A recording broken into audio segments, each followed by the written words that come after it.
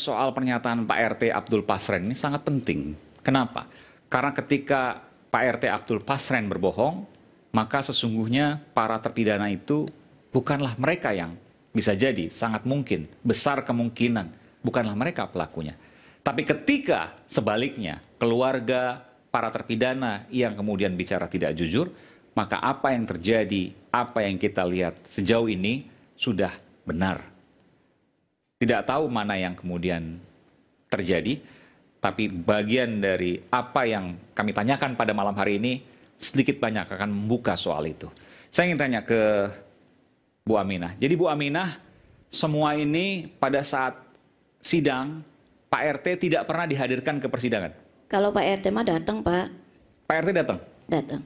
Pak RT datang ke persidangan? Datang. Datang, lalu kemudian ia menceritakan, Ibu sempat dengar kan di pintu waktu itu? Ya itu dengarnya itu. Dia tidak, Pak Hakimnya kan ngomong, saudara saksi, apakah benar di antara mereka terpidana salah satunya masih keponakan atau saudara lah. Tapi Bapak Pasren itu tidak ada. Bilangnya tidak ada. Oh, bukan saudara, sama sekali tidak ada hubungan saudara? Iya. Oke. Itu aja yang didengar sih. Itu aja, yang lain nggak didengar bahwa mereka tidak tidur malam hari itu di rumah Pak RT? Ya karena dengarnya gantian, tapi tahu sih saling ngobrol. Tapi Ibu tidak mendengar itu? Iya. Baik, walaupun di dalam fakta persidangan itu disebutkan, dan Ibu membantah itu semua. Setelah itu kemudian ya sudah, Ibu tidak melakukan apa-apa, karena Ibu merasa bahwa Ibu orang kecil tidak bisa melakukan apa-apa. Iya. Bu Elza mungkin ada komentar soal itu? Pakai agak didekatkan. Ya, saya mesti luruskan ya. Sidang itu ada yang terbuka untuk umum, yang dianggap dewasa, yang umurnya dewasa, dan ada yang tertutup Pak untuk RT umum. tertutup katanya tadi? Kalau yang ini terbuka, yang sudah 18 ke atas itu terbuka, yang 5 orang ini, dan yang 3 orang itu tertutup untuk umum karena masih di bawah umur. Berarti Supriyanto terbuka dong, Bu?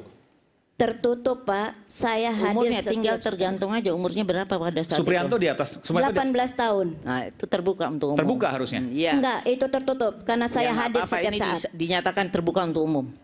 Yang 5 orang itu dinyatakan, kita bicara putusan. Punten Ibu, saya tidak mau berbantahan ya. Anda juga besok saya lakukan somasi. Somasi soal apa, Bu? Ya, membuat laporan palsu, memberikan ujaran kebencian pada klien saya. Dan klien saya di demo, diintimidasi, dan segala. Ada ini buktinya. Gimana, Bu? Bisa cerita, Bu? Nih, saya kasih lihat buktinya. Ibu pakai mikrofon, Bu. Nih, Bapak baca, lihat aja. Sebentar. Kayak begitu. Padahal secara etika tidak boleh. Di demo puluhan, mungkin ratusan orang ini? Ratusan orang datang ke rumah malam-malam lagi. Siapa nggak tahu? Ya nggak, kita tahu lah kira-kira, tapi saya nggak perlu lah. Ratusan orang ini ya? Iya, di rumahnya itu. Mau nggak mau kita amankan. Sekarang ada di safe house kurang lebih? Iya, di LPSK. Mungkin Bapak mau tambahkan, karena Ibu atau mau? Boleh nggak saya ngomong? Ibu, luar biasa. Silakan, Bu. Punten, Pak. Astagfirullahaladzim. Itu bukan demo, Pak. Itu doa bersama. Lihat itu lagunya, solawatan, Bu. Bukan demo. Oh, ini Ibu ikut juga? Bukan, enggak. Saya lagi di Mabes Polri. Solawatan di rumah orang. Tapi itu ada di jalan, Bu, bukan di rumah orang. Lihat itu. Warning dicari pasren, ada spanduk-spanduk seperti itu. Iya, itu inisiatif anak muda. Karena ingin membantu yang tidak bersalah. Kalau itu acara doa bersama, lagunya dengarkan aja itu solawatan. Iya kan? Itu yang saya tahu. Karena saya lagi di Mabes Polri. Oke, tapi Ibu katakan tadi bahwa pada saat waktu Pak RT itu disidangkan itu tertutup? Iya. Oke. Mungkin Bung Rasman ada yang mau tambahkan? Baik, terima kasih. Salam hormat saya buat Bang Ruli Siregar, Saudara Insang Nasruddin, join saya, Ibu Elsa. Pertama, saya banyak ditanya media, Adinda Aiman. Kemarin sempat saya diwawancara media bahwa saya adalah salah satu pengacara dari Pak RT. Yaitu Pak Abdul Pasren dan Saudara Muhammad Kahfi anaknya. Lalu kemudian saya mengundurkan diri pertimbangan saya lebih bisa. Komitmen Nippon Paint selalu mempersembahkan yang terbaik di kelasnya. Pak Suroto dan Yosi. Alhamdulillah. Nah, kemudian saya Bentar, Bu. mendalami. Kenapa alhamdulillah, Bu? Kenapa, Bu? Ya, Boleh mendengar. mungkin kalau ada saya mungkin agak lebih seru gitu, Bu. Maksudnya tuh Maksudnya gimana, Bu? Emang Ya, bisa- Rasman sepenting itu gitu? enggak, Oh, enggak. bisa ketemu langsung sama Bapak. Oh, terima kasih. Jadi ini yang saya cermati sedari awal. Bahwa ketika kita menangani satu perkara, kita harus komprehensif mendalami semuanya. Maka saya sebenarnya sudah tahu bahwa sudah ada pra-peradilan yang diajukan oleh 5 orang. Termasuk Suprianto dan kawan-kawan. Dan surat kuasanya itu dibuat khusus dari pengacara Jogi Nenggolan 11 Oktober 2016, didaftarkan 4 Januari 2017, diputus 17 Januari 2017. Di situ semua dijabarkan. Artinya saya bantu Bu Elsa ini, kakak saya, karena saya masih tim asistensi, boleh kan Bu? Bahwa proses penetapan tersangka telah diajukan pra-peradilan oleh pengacara 5 orang, termasuk Suprianto, ke Pengadilan Negeri Cirebon dan ditolak. Maka upaya hukum berikutnya adalah yang paling tepat bukan menyuruh orang bersolawat di jalan, bawa spanduk, bawa poster, terus nyari-nyari Pak RT. Itu nggak tepat, Bu. Bersolawatlah di rumah atau di masjid. Dan kalau itu keluarga ibu, ada apa dengan keluarga ibu? Dan kalau itu dikatakan berbisik, memang, ini yang perlu saya luruskan, bahwa pengacara 2016 Yosi Ahdian dari keluarga almarhum Vina dan almarhumah Vina, almarhum Eki, bahwa Kak Elsa, saya luruskan, memang tertutup. Seluruhnya tertutup. Karena itulah diprotes oleh Yosi. Nah, yang saya mau katakan, ini terang loh. Polri hari ini diserang. Kejaksaan ikut di dalam proses ini, persidangan. Dan hakim membuat tertutup. Kenapa Polri yang terus-terusan? Makanya saya agak heran juga Adinda Aiman. Saya sebenarnya rindu kali ketemu Bang Susno Duaji. Karena saya tahu beliau mantan Kabar Eskrim. Beliau pembina dan bertanggung jawab segala tindakan kejahatan di seluruh Indonesia terkait dengan kriminalitas. Tapi banyak yang saya mau tanya sebenarnya sama beliau. Ketika kemarin saya didatangi oleh saudara Abraham Cilaban dari AB Plus iNews. Beliau diundang, saya diundang, dalam hari ini narasumber. Saya melihat bahwa sepertinya Bang Susno melihat sangat kuat kemungkinan dan sangat banyak kesalahan dari polisi. Sehingga dia yakin betul bahwa Prapit ini akan dimenangkan oleh pihak penggugat. Dalam ini saudara Insang dan kawan-kawan. Padahal setahu saya Pak Susno masih bisa masuk bicara ke Kapolri. Masih bicara ke Kapolda. Kasih masukan-masukan. Kalau ada penyidik yang salah, bukankah Bapak juga mantan petinggi Polri? Bertanggung jawab untuk membaikkan Polri. Bukan kami yang sipil-sipil ini. Yang hari ini begitu sudah mulai dibully. KR saya dibilang nenek-nenek, saya dibilang cucu. I don't care. Yang penting bagi Rasman hari ini, penegakan hukum harus lurus dan tegas. Itu poin pertama. Jadi bahwa tertutup betul ya, Bung Rasman? Tertutup. Ya? Oke, baik. Nah, poin yang kedua. Bentar Bang Ruli. Poin yang kedua. Saya ingin hari ini dan malam ini judulnya sangat menarik. Pertaruhan kasus Vina. Pertaruhan siapa ini? Pertaruhan penyidik, pertaruhan para lawyer, pertaruhan kita ini sebagai kuasa hukum, dalam pengertian saya kuasa hukum, saya juga praktisi hukum. Maka saya ingin katakan pada potret peradilan yang sudah terjadi kemarin sampai tadi. Boleh nggak saya bicara itu? Silakan. Rekan saya, Insang Nasruddin dan teman-teman, mereka membacakan sedemikian rupa. Kalau saya lihat rangkaian peristiwa, apa yang mereka sampaikan, apa yang mereka jabarkan di Prapit itu. Kemudian saya kaitkan dengan putusan Prapit. sebelumnya. Saya lihat dari rangkaian cerita dan gambaran hukum dari perspektif yang saya pahami. Kok saya melihat bahwa kalau hanya fokus pada error in persona, kelihatannya agak sulit untuk dimenangkan. Siapa tahu nanti ada yang jago di persidangan pemeriksaan saksi dan ahli, mungkin pemeriksaan administratif yang terkait dengan pra-peradilan kelihatannya bisa dimenangkan dengan upaya kerja keras. Tapi kalau tidak kerja keras, pandangan hukum saya agak sulit untuk dimenangkan. Saya bertanya, Bung Rasman, kenapa Anda katakan error in persona atau salah tangkap dalam bahasa awamnya itu sulit untuk dibuktikan? Karena saya amati tadi malam, kemarin pagi, saya sengaja nggak keluar-keluar, saya lihat sampai berakhir.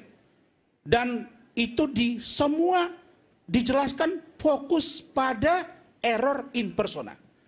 Dan rekan saya, Insang Nasruddin juga di luar, di media mengatakan bahwa mereka PowerPoint-nya atau pointers utamanya adalah pada error in persona.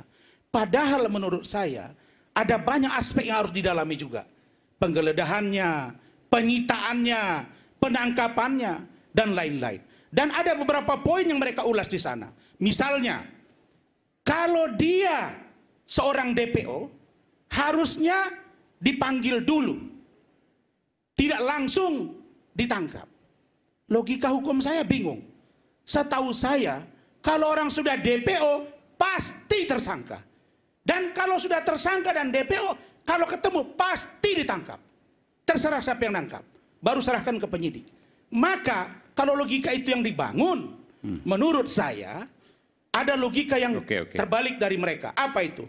Satu mengatakan error in persona, salah orang, salah nama. Tapi mereka keberatan dengan DPO yang ditangkap.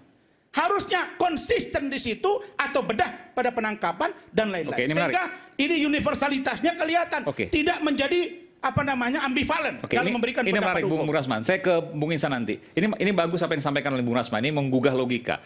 Yang namanya DPO atau kalau bahasa awamnya buronan. Itu masa diperiksa dulu baru ditangkap. Ya kalau buronan ketemu misalnya dicari, ketemu langsung diambil. Itu kan logikanya. Kalau seandainya dipermasalahkan kenapa tidak ada pemeriksaan awal, ya buronan. Itu yang disampaikan oleh Bung Rasman. Bung Insang, silakan. Ya, terima kasih Mas Aiman, kemudian Bung Rasman, Ibu Elsa, kemudian Pak Ruli. Bahwa perlu kami sampaikan, apa yang Bung Rasman tadi sampaikan bahwa ini DPO itu ditangkap aja seperti itu. Perlu saya jelaskan bahwa masuk dalam permohonan kami, Mas Aiman, itu tidak seperti itu. 2016 ini datang pihak kepolisian itu di rumah Peggy Setiawan.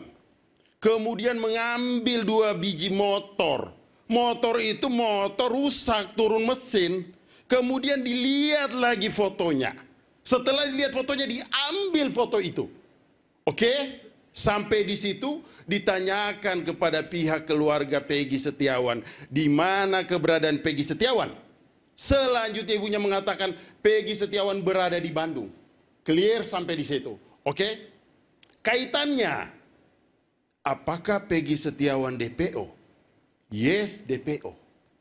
Tapi persoalannya adalah pijakan DPO ini ketika kita melihat rujukan tersangka itu dilakukan pada tanggal 21 Mei. Gelar perkara tanggal 21 Mei 2024. Penetapan tersangka tanggal 21 Mei 2024. Penahanan tanggal 22. SPDP tanggal 21 Mei 2024. Artinya apa itu? Artinya penetapan DPO ini dasarnya apa? Pemahaman hukum saya, kalau DPO itu artinya tidak ditemukan. Pernahkah dipanggil? Seumpama begini Mas Aiman. Mas Aiman tidak pernah tahu diri Mas Aiman sudah ditetapkan selaku DPO. Iya kan? Tidak pernah tahu. Tiba-tiba di tanggal sekarang Mas Aiman dikatakan bahwa Mas Aiman tersangka terlebih dahulu sudah pernah ditetapkan DPO. Padahal tidak pernah memperoleh surat. Ini boleh saya jawab? Bagaimana? Tunggu dulu, sebentar dulu. Iya kan? Tidak pernah memperoleh surat. Bentar. Iya, silakan. Iya kan? Silakan. Kalau ditetapkan oleh DPO, minimal ini perkara ini sudah 8 tahun. Maksud saya adalah lakukanlah cara-cara yang soft, lakukan cara-cara yang wise. panggil dulu sebagai konfirmasi. Minimal konfirmasi lah. Kalau you mau tahan-tahan, kami tidak... Tapi harus diperiksa dulu. Harus dilakukan periksa dulu karena rujukannya apa? Perkap Kapolri. Oke, tapi nggak begini. Tadi logikanya belum terjawab tuh Bung Insang. Kalau dia buronan, kalau dia DPO, ketemu ya langsung tangkap, kan sesederhana itu. Iya. Betul. Persoalannya adalah kalau dia DPO langsung tangkap. Loh, bagaimana mau dia tersangka aja nanti di 2024? Boleh nggak orang langsung ditangkap belum ditetapkan sebagai tersangka? Boleh nggak?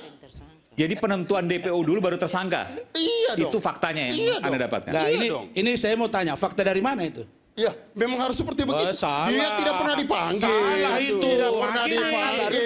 Salah. Bagaimana ceritanya? Makanya Sekarang begini dulu ya. Inilah repotnya. Gini. Bentar. Inilah repotnya kalau terlalu banyak pengacara sampai 100 orang ngomongnya kadang-kadang jadi nggak nyambung. Salah lagi kalau 100 orang, surat kuasa 74 kok 100. Dari mana 100? Dengar dulu lah. Gini. Ya, maksudnya jangan sampaikan ke publik ini. Tidak mungkin seseorang yang DPO Sebelum tersangka. dia tidak tersangka. Saya sudah tanya penyidik baik Cirebon maupun Polda Jabar, dia tersangka 2016. Hanya saja belum ditemukan pada saat itu.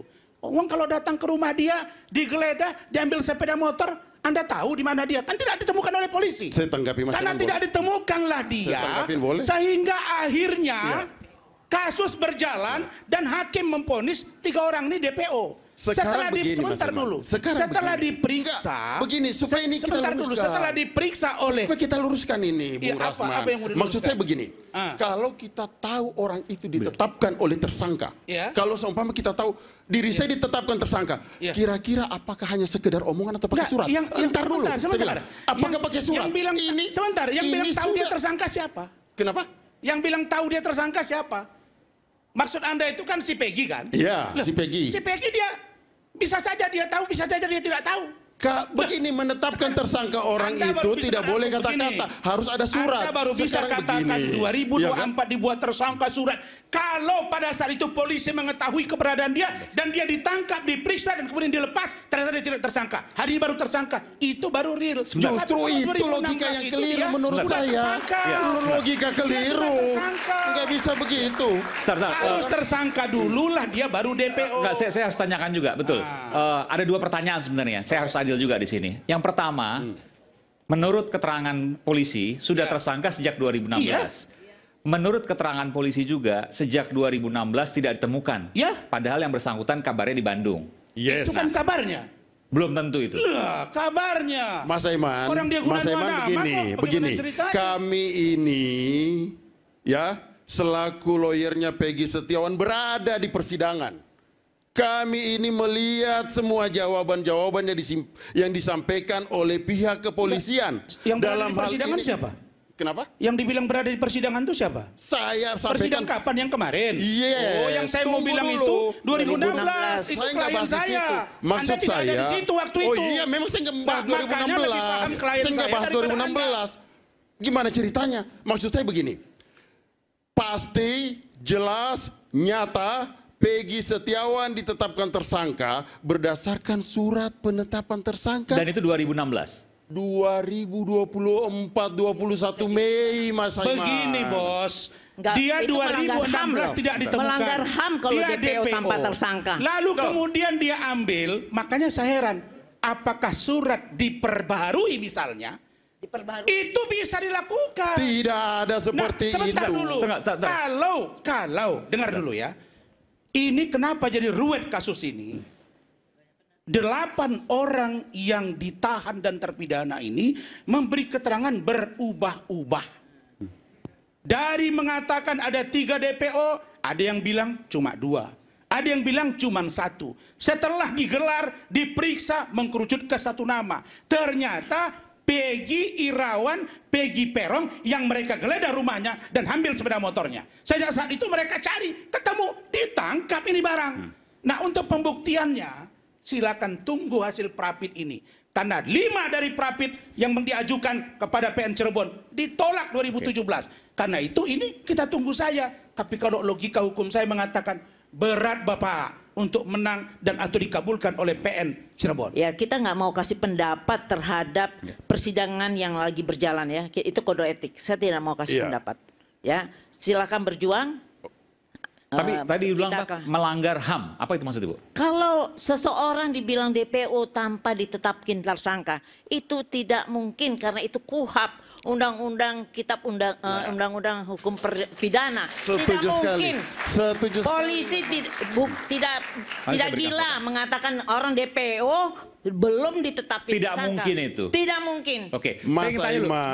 Saya tanya dulu. kemudian Dari mana diperbaiki kemudian itu Bung bisa. Insang punya Bisa. data bahwa Peggy Setiawan, yang katanya bukan Peggy Perong ini ya, Peggy Setiawan ini belum ditetapkan tersangka, baru ditetapkan tersangka pada 2024 setelah penetapan DPO. Jadi DPO dulu baru tersangka. Itu kan versi Anda.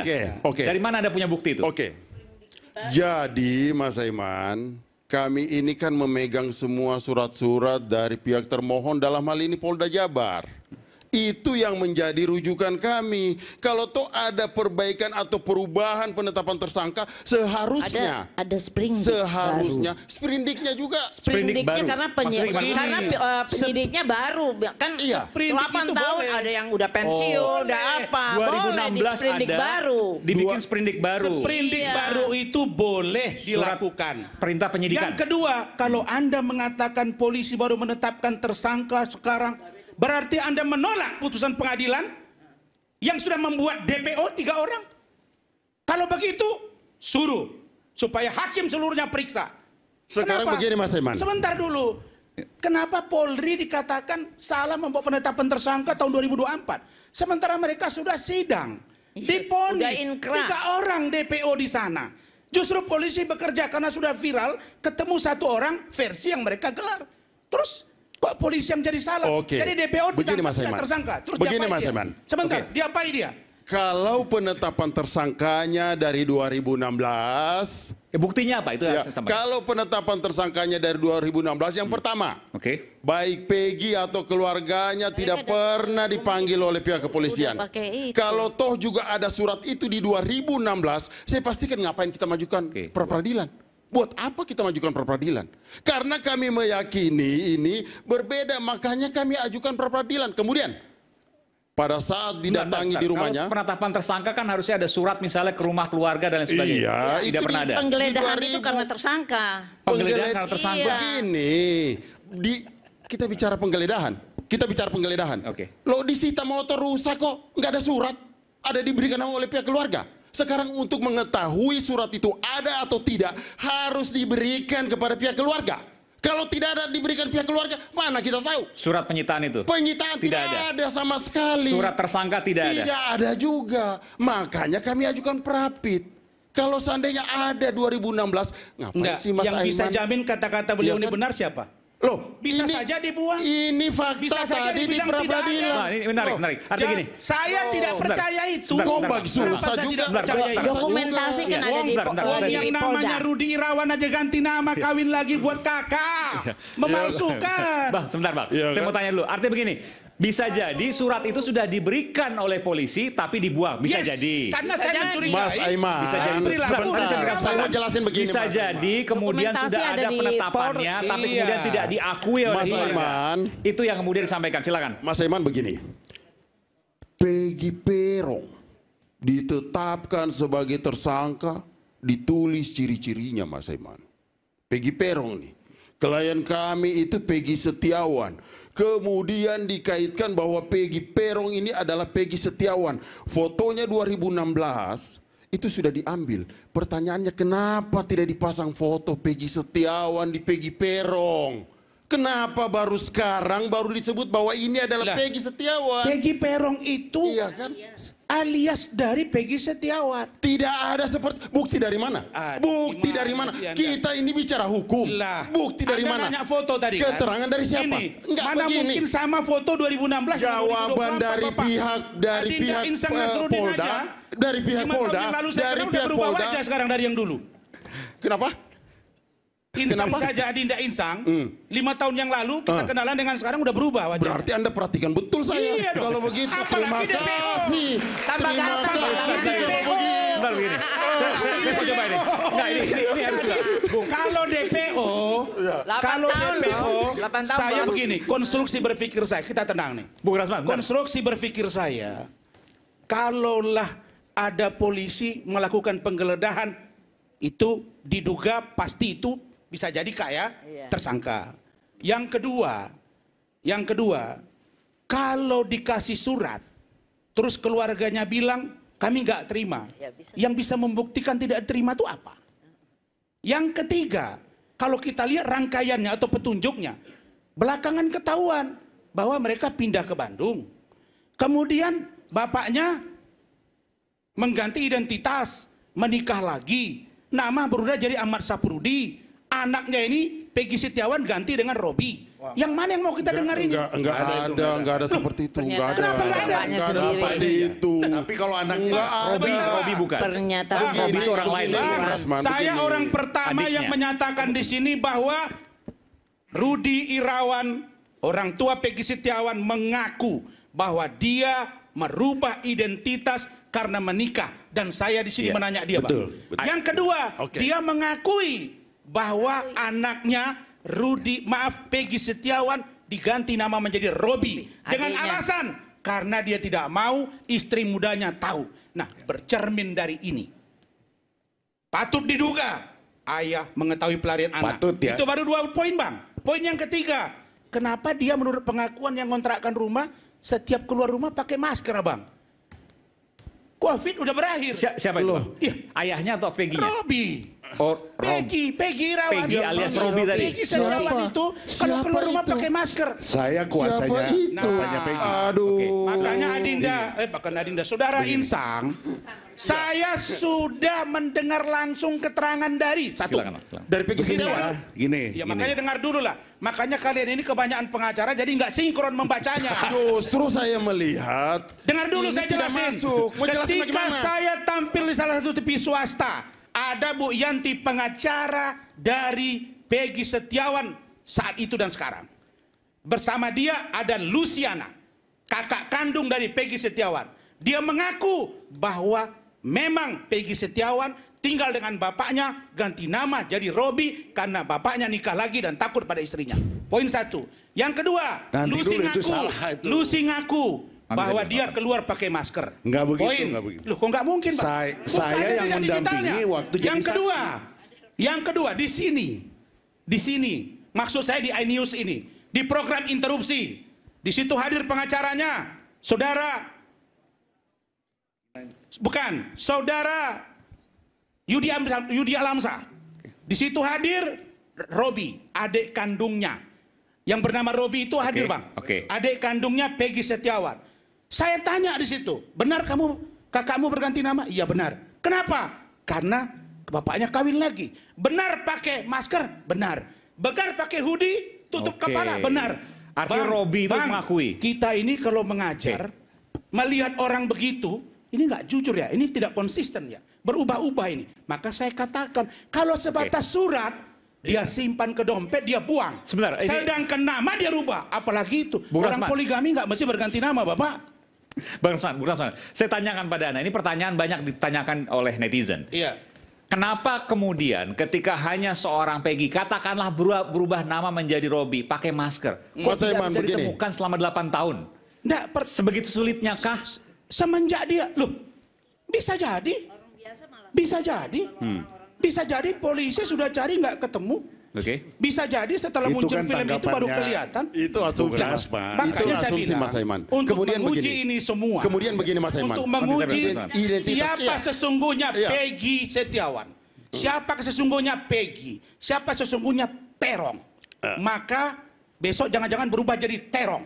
Nanti kita lihat putusan pengadilan.